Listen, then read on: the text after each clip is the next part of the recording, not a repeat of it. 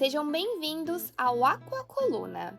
Eu sou a Júlia Martim e estou aqui com vocês para o nosso 10º encontro das terças-feiras. Hoje temos um conteúdo inédito. O texto que vou ler acaba de ser publicado no nosso portal, em um lançamento simultâneo aqui no podcast. Antes de iniciar, nosso agradecimento aos parceiros que apoiam a produção de informação na aquicultura brasileira.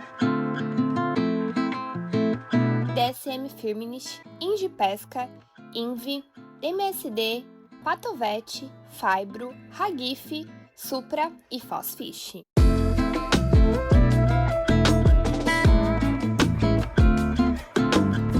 No episódio de hoje, vamos conferir o texto da coluna Na Rota do Bioflocos, escrita por Adriana Ferreira da Silva.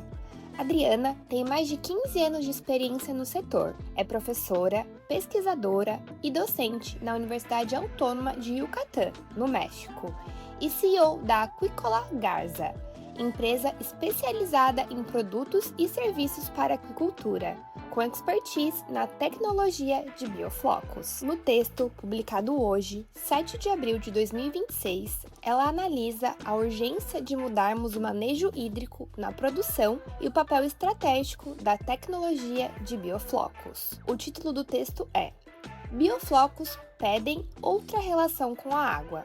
Acompanhem comigo. Bioflocos pedem outra relação com a água, por Adriana Ferreira da Silva. No dia 22 de março, foi celebrado o Dia Mundial da Água. Para quem trabalha com aquicultura, essa data não deveria passar como mais uma no calendário. Deveria servir para recolocar no centro uma pergunta que já não pode ser adiada. Como estamos produzindo diante de um recurso que está cada vez mais pressionado? Na aquicultura, falar de água parece até redundante, mas talvez esse seja justamente o problema. De tanto repetir que ela é essencial, muita gente parou de pensar no que isso realmente significa dentro do sistema produtivo. Durante muito tempo, bastava produzir mais, crescer, intensificar, ganhar escala, melhorar os índices zootécnicos. Tudo isso segue sendo importante. Mas hoje já não basta. Não é mais suficiente perguntar quanto um sistema produz. Também é preciso perguntar como ele produz, quanto exige da água, quanto depende de renovação e quanto consegue sustentar com estabilidade. A água passou a ser critério. Os organismos internacionais vêm insistindo nisso há anos. Bilhões de pessoas ainda vivem sem acesso seguro à água potável, enquanto a agricultura continua entre as atividades que mais pressionam as reservas de água doce do planeta. Isso muda tudo. Água já não pode ser tratada como pano de fundo da produção. Ela entrou de vez na conta da responsabilidade, da permanência e da viabilidade. E aqui está um ponto que me interessa especialmente. Quando se fala de água, quase sempre a conversa para no volume. Quanto entra, quanto sai, quanto se usa. Mas isso, sozinho, diz pouco. O que realmente importa é a qualidade dessa relação. Por quanto tempo a água permanece funcional no sistema? Em que condições ela é mantida?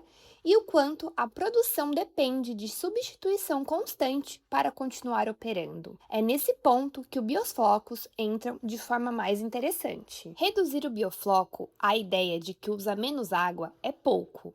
Claro que usa menos, mas não é isso por si só que faz a diferença. O mais importante é que o biofloco muda a lógica do cultivo. Em vez de sustentar a produção com base em renovação frequente, ele exige que a água seja mantida funcional dentro do próprio sistema. Isso muda o manejo, muda a leitura técnica e muda, principalmente, a forma de pensar eficiência. A água deixa de ser algo que se troca sempre que perde estabilidade. Passa a ser algo que precisa ser compreendido, acompanhado e sustentado com critério. Isso parece simples quando escrito, mas na prática não é. Biofloco exige mais.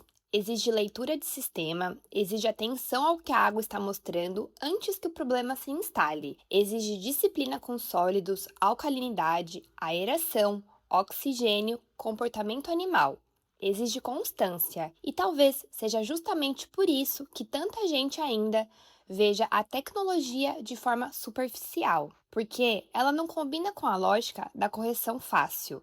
Não combina com a ideia de que basta trocar água para resolver. Em sistemas bem conduzidos, água boa deixa de ser sinônimo de água nova. E essa, para mim, é uma das lições mais valiosas que os bioflocos trouxeram para a aquicultura. Não se trata apenas de economizar água, trata-se de abandonar uma cultura antiga, baseada na substituição quase automática e passa a trabalhar com permanência, estabilidade e manejo fino. Isso não é detalhe, é mudança de mentalidade. Em um cenário de pressão hídrica crescente, esse tipo de mudança ganha ainda mais peso. O futuro da produção de alimentos não será medido apenas por produtividade, será medido também pela capacidade de produzir com inteligência no uso dos recursos. A FAO vem reforçando exatamente isso ao discutir segurança alimentar e eficiência no uso da água nos sistemas produtivos. Nesse contexto, os bioflocos oferecem algo importante para a aquicultura contemporânea. Não porque sejam solução para tudo, não são, nem porque sirvam para qualquer realidade,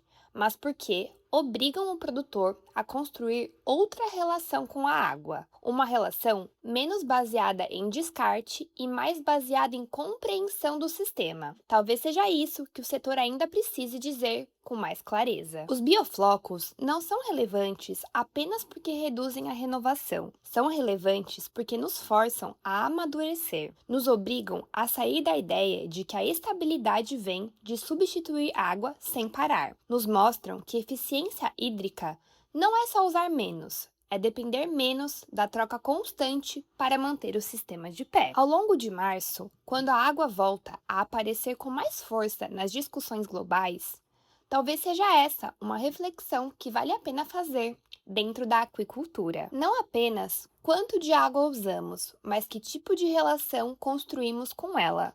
Porque, no fim, produzir dentro da água nunca foi suficiente. O desafio agora é produzir com a consciência de que ela já não permite ser tratada como infinita.